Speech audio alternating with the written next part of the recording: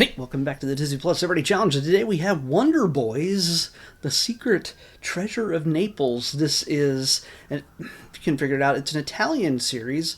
It's about a bunch of like junior high kids going on an adventure. Of course, the most obvious comparison to America. Say it with me. Goonies. Yes, it'll feel very Goonies. This is, however, very new. It's from 2024. It's one season. How many episodes? 6 episodes. So it's a really short series.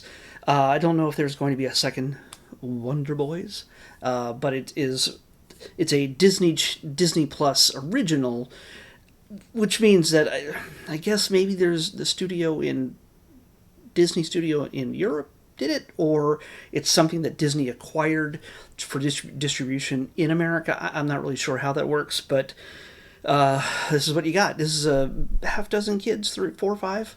The ones right there. One, two, three, four, five kids, and their various family members. It feels like I came in the middle of a series that had already had one or two seasons before it. I don't know. Maybe for me it just shows one season one.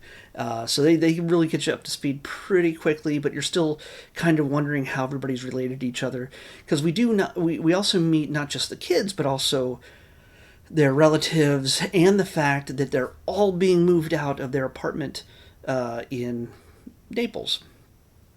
So yeah, it's there's something to do with the landlady, who is a woman who looks fine in the ads and stuff like that, but I don't know if her makeup effects are as good in the actual series, mainly because it's pretty obvious it's a younger woman in older woman makeup.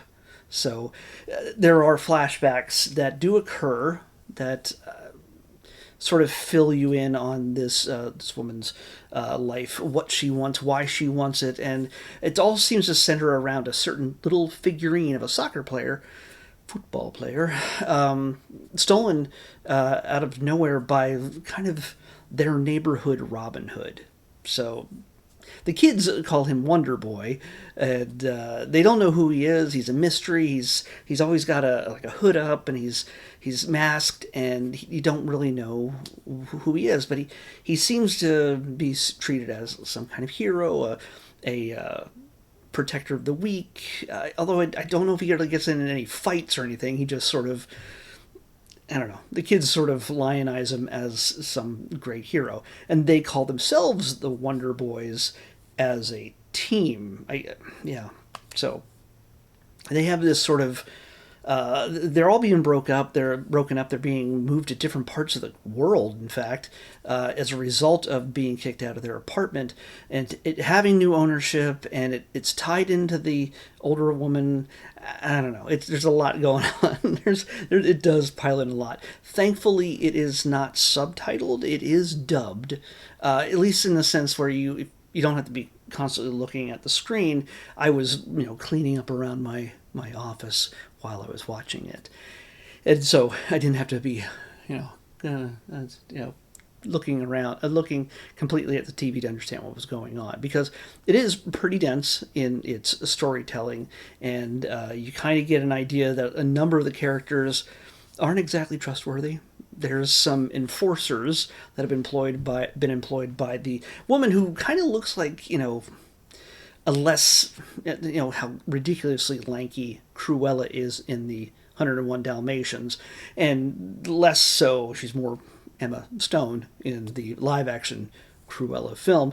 She's kind of just got the hair going for her, and she's sunglasses, a coat, and she's a pearls, looks like it, and a cane. Yeah, she's got this whole bad guy mystique, but I kind of wonder there might be more to her than we suspect. But yeah, you'll discover that as you watch this, if you choose to watch it. It's got a lot of sensibilities for for Europe, for Italy, and things like that. Less so America, which is fine. You know what? It's always good to have stories from other parts of the world that aren't always just America, America, America. It is good to try some new things out. And this is very much focused towards young adults, teenagers, junior high, maybe even younger kind of audiences. The kind of kids who would have gone to see Goonies in 1984. Or 85, was it 85? 84, 85, either way. I'm getting old enough that I am losing my memory as to when Goonies came out. So what you get here is those Goonies comparisons, by the way, an underground cave system, a mysterious treasure, a hidden map. Yeah, it's not the same kind of humor or it's more modern day kid humor.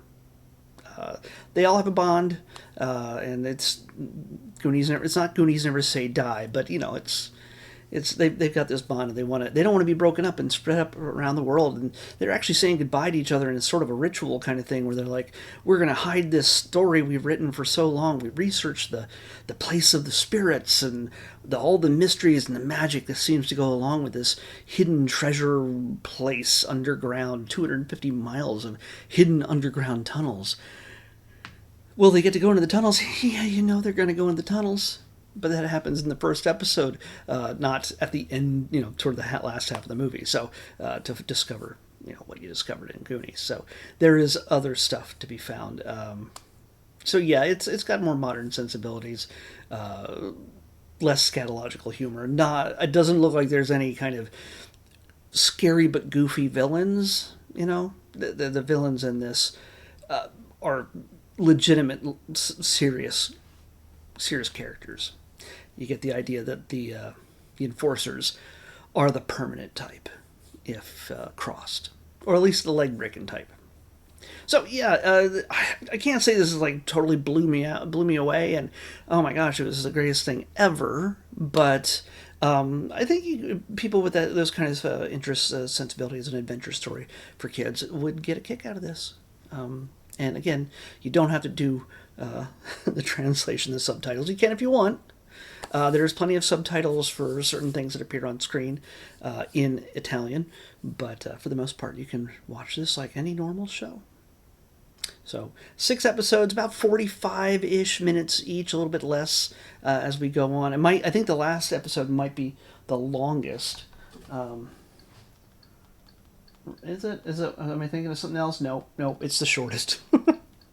Either way, I watched the first episode, and yeah, it has a good bit of charm to it. It doesn't have the Spielberg kind of magic to it, but I think it does what it tries to do. It accomplishes what it tries to do. All right. Hey, Happy New Year! It's the last day of 2025. We started with a whole brand new list. Everything's been reset. Everything that's supposed to go away at the end of 2025 has been wiped away. Things that have been added in the last 3 months in 2025 are now added to the list.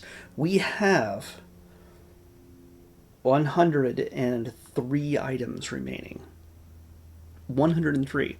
That's just a little bit more than, it's like 3.5 months. So that takes us into April. Now, I already know that there's some new things going to be added over the next few months, including movies that have premiered. A lot of movies have premiered in the last quarter of 2025. So they'll show up on Disney Plus as the time goes on. I already know that some Spider-Man Sony films are starting to be added as well.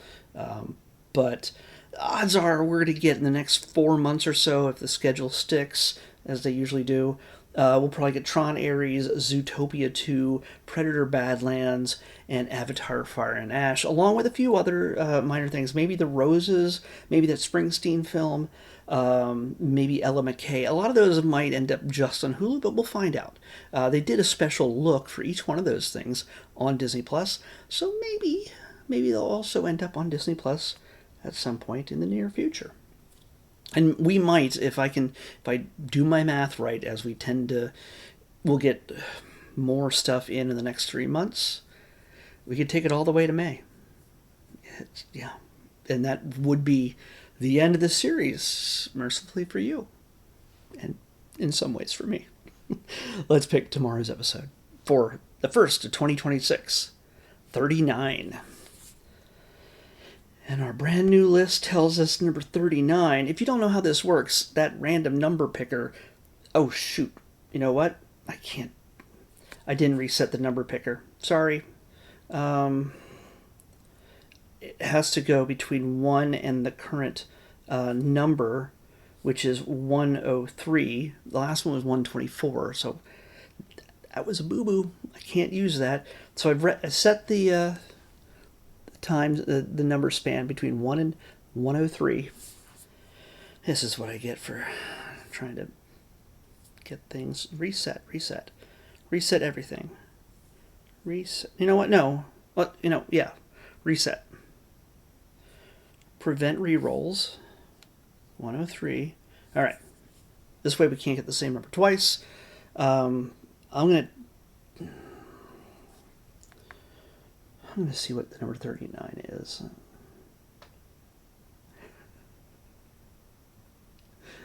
We're gonna get to that one at some point, but I'm gonna start fresh. Why won't this clear out? Why won't it clear out? Whatever. Let's pick 51. Okay, sorry, that's not how this normally goes. 51. God. Nope. 51 is... Oh my God. It would have been easier to do the last one I picked. But this one is something I've, just for the sake of being a completionist, has been wanting to watch for a while. Yes, this comes from the Sony branch of the Marvel Cinematic Universe. We're going to be watching Madam Web. Oh. For our first thing to watch in 2026. Wow. Madam Web. You know what? Maybe I'll do that 39 tomorrow. We'll see. See how I feel. Either way, number 51 was Madam Web. That's what we're watching next on the Disney Plus Everyday Challenge. I'll see you back here tomorrow with that. Happy New Year.